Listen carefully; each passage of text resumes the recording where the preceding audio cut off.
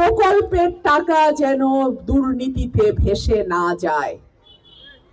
MP যদি চুরি না করে এলাকার উন্নয়ন হইতে বাধ্য।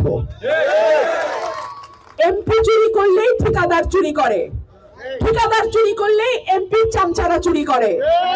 এমপি যদি টাকা না চুরি করে এমপির চামচার বাপের সাধ্য নাই যে এলাকার প্রকল্প থেকে টাকা খায়। আমি যদি সৎ থাকি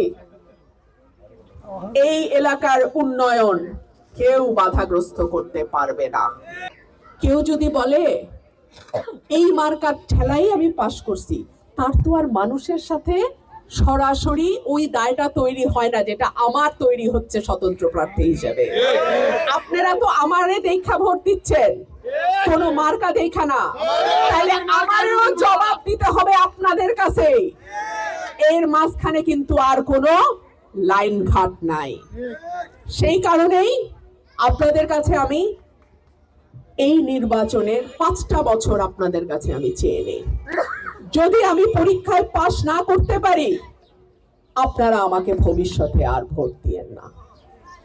আর যদি আমি পরীক্ষায় পাশ করি, যদি উন্নয়নের দৃশ্যমান ছোঁয়া আপনার এলাকায় লাগে, তাহলে আপনাদের কাছে আমার বিনীত অনুরোধ থাকবে এই আসনের দিকে জাতীয় এবং আন্তর্জাতিক গণমাধ্যমের নজর থাকবে। আমি এই আসন নিয়ে কোন রকম খেলার চেষ্টা যদি কেউ করে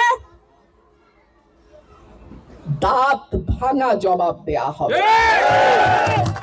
আমার শক্তি আমার এলাকার ভোটার, আমার শক্তি আমার এলাকার ভাইয়েরা।